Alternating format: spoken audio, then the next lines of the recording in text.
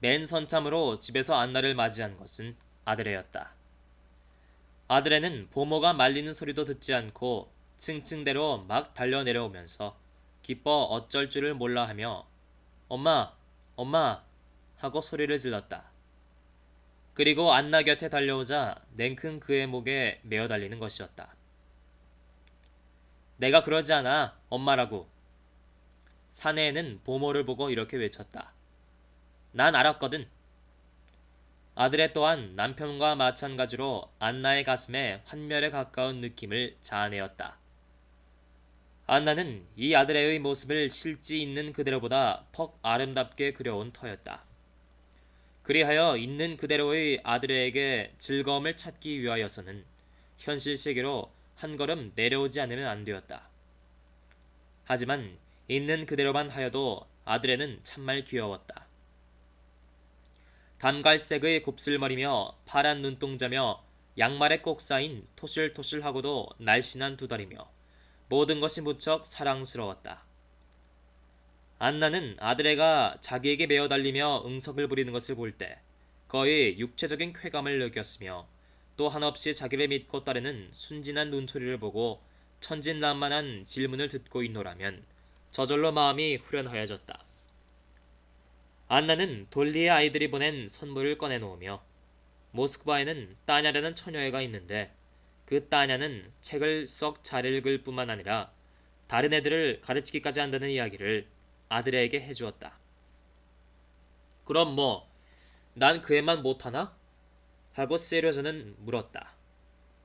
엄마한테야 내가 이 세상에서 제일이지. 그건 나도 알아. 하고 세려저는 싱글벙글 좋아하였다. 안나가 아직 커피를 채 마시지도 못하였는데 벌써 백작 부인 리지아 이와노브나가 찾아왔다고 아뢰었다. 백작 부인 리지아 이와노브나는 키가 크고 몸집이 뚱뚱한 여자였는데 얼굴은 누런이 병색이 돌았지만 무슨 생각에 잠긴 듯한 검은 눈은 매우 아름다웠다. 안나는 이 여자를 사랑하고 있었다. 그런데 오늘따라 안나는 마치 이 여자의 온갖 결점을 생전 처음으로 낱낱이 본 듯한 감이 들었다. 그래, 어떻게 됐어요, 안나?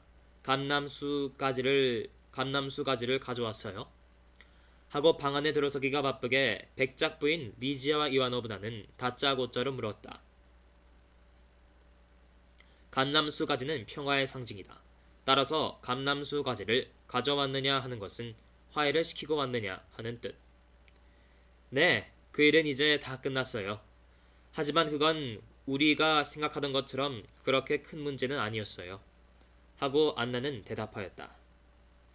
우리 언니는 성미가 너무 괄괄해서 그러지요. 그런데 백작 부인 리지아 이와노브나는 자기에게 하등 관계없는 일에도 일일이 파고드는가 하면 한편 자기에게 흥미있는 일도 결코 귀담아 들으려 하지 않는 버릇이 있었다. 그 여자는 안나의 말을 중동무이하고 딴 이야기를 꺼내었다. 참, 이 세상에는 슬픔과 불행이 어찌 더 많은지 난 오늘은 정말 기진맥진했어요. 무슨 일이게요? 하고 짐짓 미소를 누르며 안나는 물었다. 진리를 위한 투쟁이 나도 그만 지치기 시작했나봐요. 진리를 위한 투쟁이 나도 그만 지치기 시작했나봐요. 아득바득 애를 써보아야 영 보람이 있어야죠.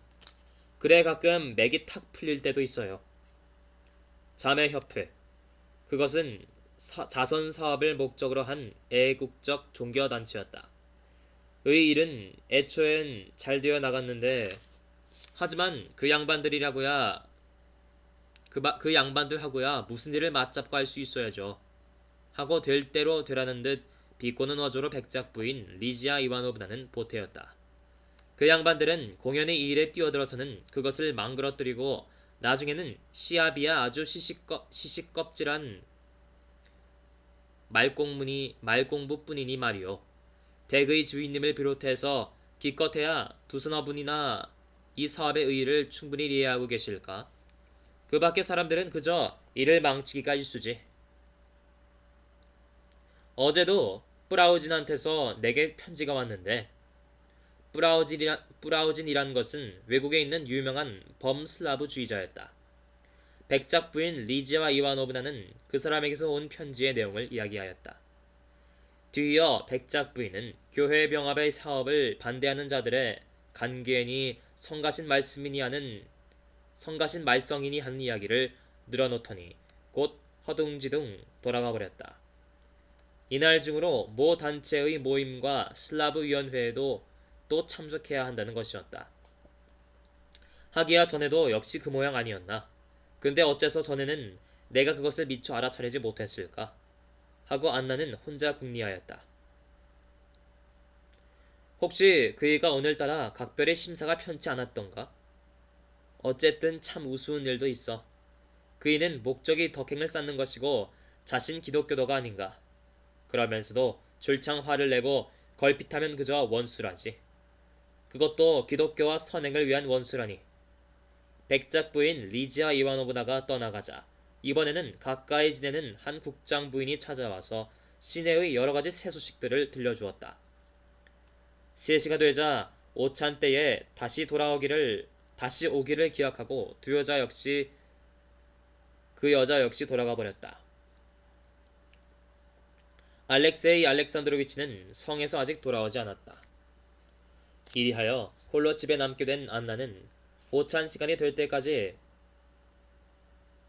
아들애의 점심 식사하는 것을 돌보아 주기도 하고 아들애는 언제나 따로 식사를 하였다. 자기 짐을 풀어 정리하기도 하고 탁상 위에 수둑이 쌓인 편지나 쪽지를 읽고 회답을 쓰고 하면서 시간을 보내었다. 그가 차에서 느낀 까닭 모를 수치감과 들뜬 기분은 깡그리 사라져버렸다. 익숙한 생활 환경에 휩싸인 그는 다시금 자신이 떳떳하고 흠할 곳 없이 뻐젓한 몸으로 느껴졌다. 그는 간밤에 자기 심경을 돌이켜보며 놀라움을 금할 수 없었다. 무슨 큰일이 있었다고? 하잘 것 없는 거 아닌가? 우론스키가 어리석은 말은 했지만 그런 거야 별로 문제될 것도 없지. 또 난 나대로 응당해야 할 대답을 한 것이니까. 이런 일을 남편에게 얘기할 필요는 없을 거야. 또 얘기할 수도 없는 노릇이고. 구태여 이런 얘기를 한다는 건 곧 하찮은 일에다 중대한 의의를 부여하는 것이지.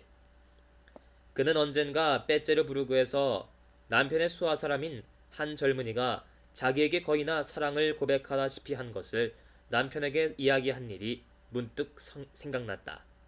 그때 알렉사이 알렉산드로위치는 대답하기를 사교계에 살게 되면 어떤 여자는 그런 경우를 면치 못할 것이니 자기는 아내의 요량을 10분 믿고 있는 까닭에 부질없이 질투를 하여 아내나 자기의 자존심을 더럽히지는 결코 않으리라. 이렇게 말하였었다.